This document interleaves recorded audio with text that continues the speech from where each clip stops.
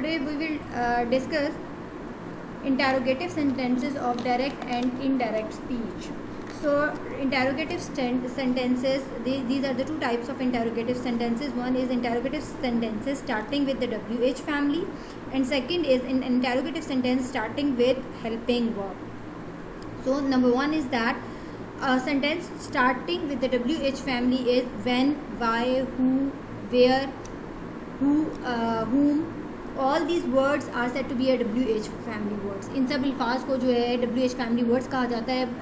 Interrogative जुमला जो है वो दो तरह से जो है वो टू टाइप्स का होता है. एक टाइप वन जो है वो सेंटेंसेस होते हैं which starts with the WH family, जो WH family के साथ जो है वो स्टार्ट होते हैं, जैसे कि when, why, where, how, who, whom. So this is said to be a interrogative sentence starting with WH family. और एक जो है interrogative sentence वो start होता है, दोनों को बनाने का तरीका डिफरेंट है. और एक जो है another interrogative sentence which starts with helping verb. Helping verb क्या है? Is, are, am, you, does, did, was, were, will, shall, can. So all these are has, have, had. All these are the helping verbs. So these are the two types of interrogative sentences. Number one is type 1 which starts with the WH family, and number 2 is type 2. Type 2 are those sentences which starts with helping verbs. So now let's start with the WH family words. If a sentence starts with the WH family words, suppose that he said to him, inverted commas begin, where are you going? He said to him, inverted commas begin, where are you going? तो जब हमने जो है इसको जो है जब change करना है इसकी नरेशन को, तो हम इसको किस तरह से करेंगे? सेट टू जो है वो चेंज हो जाएगा आस्क में.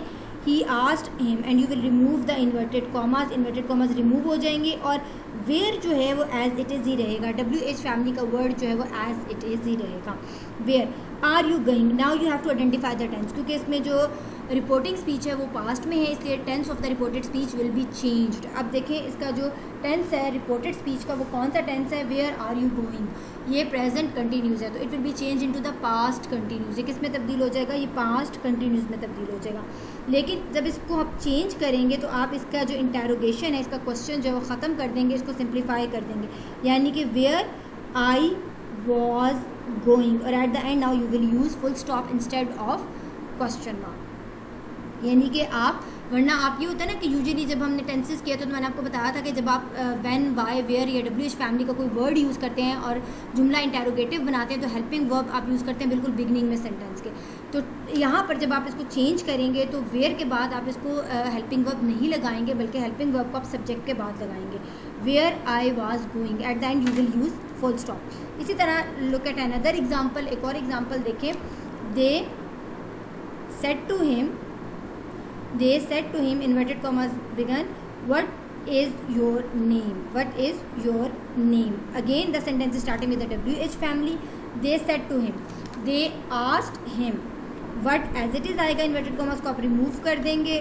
what as it is आएगा, what my name was. चूँकि प्रेजेंट टेंस में इसलिए किस में चेंज हो जाएगा? पास्ट टेंस में से चेंज हो जाएगा.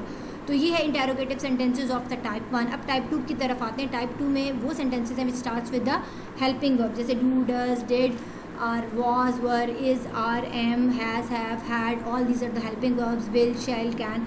सो जो जुमले हेल्पिंग वर्ब से स्टार्ट होते हैं उसको बनाने का तरीका जो है वो थोड़ा डिफरेंट होता है. उसको बनाने का तरीका क्या होता है? मिसाल के तौर पर अगर यही जुमला जो है हम स्टार्ट करें, ही सेड टू हिम, अब वेयर की बजाय are you going outside. He said to him are you going outside. अगर ये जुमला इस तरह से हो, he said to him are you go, inverted commas begin, are you going outside, inverted commas close. अब ये क्या हो जाएगा? ही सेड टू किस में चेंज हो जाएगा? आस्क्ड में. He asked him. अब ये रिपोर्टिंग स्पीच जो है वो पास्ट में, इसलिए tense of the reported speech will be changed. अब आर जो है यहाँ पर आप इन्वर्टेड कॉमा जब रिमूव करेंगे तो यहाँ पर आप इफ़ लगाएंगे, या आप इफ़ लगाते हैं या वेदर लगाते हैं. कुछ ग्रामर्स में वेदर लिखा होगा, कुछ में इफ़ लिखा होगा. दोनों तरह से करेक्ट है. इन्वर्टेड कॉमास को रिमूव करके you can use if, you can also use whether. आप वेदर भी यूज़ कर सकते हैं और इफ़ भी यूज़ कर सकते हैं. सो ये क्या हो जाएगा? He asked him if. अब ये आर यू गोइंग आउटसाइड, अब ये कौन सा टेंस है? आइडेंटिफाई करें. Present continuous. ये किस में चेंज हो जाएगा? पास्ट कंटिन्यूस में. इफ़ लगाने के बाद आप इस जुमले को सिंप्लीफाई कर देंगे, उसको चेंज कर देंगे. प्रेजेंट है तो पास्ट में चेंज कर देंगे. If I was going outside. इसी तरह एक और एग्जांपल जो हमने पहले की थी WH फैमिली की, उसको भी देख लें दोबारा कि अगर वही एग्जांपल जो है वो हेल्पिंग वर्ब के साथ होती, जैसे कि they said to him what is your, या इसके अलावा कोई और एग्जांपल हेल्पिंग वर्ब की देख लेते हैं।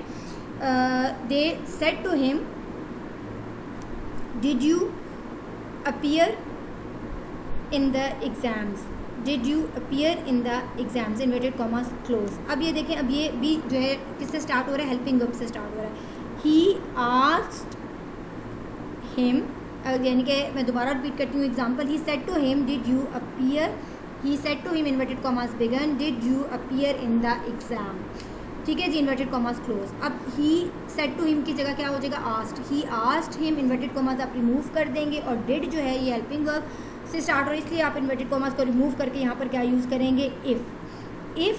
अब ये देखें, did you appear in the exam, ये कौन सा टेंस है जी, ये है पास्ट इंडेफिनिट टेंस का इंटेरोगेटिव। आपने इसका इंटेरोगेशन ख़त्म करना है, लेकिन पास्ट टेंस है तो किस में चेंज हो जाएगा, पास्ट परफेक्ट में। रूल्स दोबारा से रिव्यू करें, मैंने कहा था कि पास्ट टेंस है तो किस में चेंज हो जाएगा, according to the rules past perfect में। पास्ट परफेक्ट में आप हेल्पिंग वर्ब यूज़ करते हैं हैड, और हैड के साथ you use a third form of the verb, तो ये क्या हो जाएगा, he asked him if I had appeared in the exams, if I had appeared in the exams. I repeat, he asked him if I had appeared in the exams. So these are the interrogative sentences in direct and indirect, or these are the interrogative sentences. This is the formation of interrogative sentences in direct and indirect or in narration. इसके अलावा हमारे पास कुछ sentences होते हैं universal truth, को मैं अभी आपके साथ डिस्कस कर लेती हूँ। बाकी इम्पेरेटिव सेंटेंसेस होते हैं, एक्सक्लेमेटरी सेंटेंसेस होते हैं, we will discuss imperative and exclamatory sentences in the next class, in the next lecture. Universal truth जो है मैं आपके साथ डिस्कस कर लेती हूँ। It's so simple and easy. Universal truth में वो तमाम जुमले शामिल होते हैं जिसमें जो है रियलिटी बयान की जाती है। मिसाल के तौर पर जैसे आपने सुना होगा गॉड इज़ वन, मतलब खुदा एक है, अब एक रियलिटी है जो यूनिवर्सली ट्रुथ है, उनको इसलिए यूनिवर्सल ट्रुथ सेंटेंसेस कहा जाता है। मिसाल के तौर पर honesty is the best policy, do good have good, तो ये सारे सेंटेंसेस जो हैं, टिट फॉर टैट, अदले का बदला, ये सारे सेंटेंसेस जो हैं वो आते हैं कि sun rises in the east, ये सारे सेंटेंसेस जो है अर्थ इज़ राउंड, ये सारे सेंटेंसेस जो हैं these sentences are said to be a universal truth. अब यूनिवर्सल ट्रूथ को बनाने का तरीका, जो इनकी फॉर्मेशन का तरीका बहुत सिंपल है। इसमें ना तो टेंस चेंज होता है, इनमें सिर्फ आप इन्वर्टेड कॉमास को रिमूव करते हैं और इन्वर्टेड कॉमास की जगह जो है आप दैट लगा देते हैं। मिसाल के तौर पर our teacher told us, inverted commas begin, God is one, inverted commas close. अगर आपने इसको चेंज करना है, इसके नरेशन को आप कैसे करेंगे, our teacher told us that God is one. आप इसमें कोई टेंस चेंज करेंगे, कुछ भी नहीं करेंगे, सिर्फ you will remove the inverted commas and you will replace the inverted commas by that, और inverted commas will be replaced by that. Inverted commas को आप रिप्लेस कर लेंगे दैट से, that is a universal truth. ठीक है जी, तो अभी हमने डिस्कस किया इंटरोगेटिव सेंटेंसेस जो 2 टाइप्स के हैं और universal truth. The rest of the things will be discussed in zoom class. Thank you.